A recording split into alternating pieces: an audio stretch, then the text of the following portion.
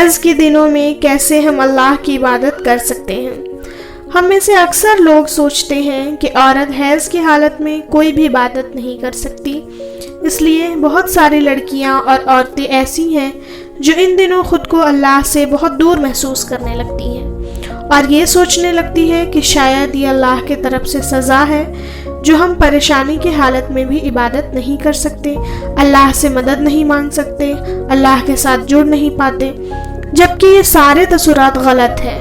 عورت حیض کی حالت اور مصحف یعنی جس میں عربی زبان میں قرآن لکھا ہو اسے ہاتھ میں نہیں پکڑ سکتی، لیکن اس کا مطلب یہ تو نہیں کہ وہ اللہ سے بات نہیں کر سکتی یا پھر اللہ کی عبادتیں نہیں کر سکتی یا پھر اللہ سے جڑ نہیں سکتی۔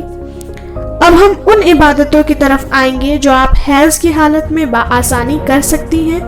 اور جس سے آپ کو اللہ سے دور ہو جانے کا احساس نہیں ہوگا۔ قرآن کا ترجمہ اور تفسیر پڑھنا۔ حیض کی حالت میں آپ مصحف کو ہاتھ نہیں لگا سکتے، لیکن آپ وہ کتاب ضرور پڑھ سکتے ہیں جس میں تفسیر ہو، یا پھر اگر کوئی نوٹس آپ کے پاس قرآن کے بنا ہے وہ بھی پڑھ سکتے ہیں، بس شرط یہ ہے کہ وہ مصحف نہ ہو اور عربی اس پہ لکھی ہوئی نہ ہو۔ آپ کہیں سے قرآن کا کوئی کورس کر رہے ہیں اور وہ آپ کو ویڈیو یا لیکچر کی صورت میں یا لکھ کر سبق دیتے ہیں تو آپ وہ لیکچر بھی لے سکتے ہیں، جس سے آپ کے علم میں اضافہ ہوگا اور آپ کا وقت نیکی کرتے ہوئے گزرے گا۔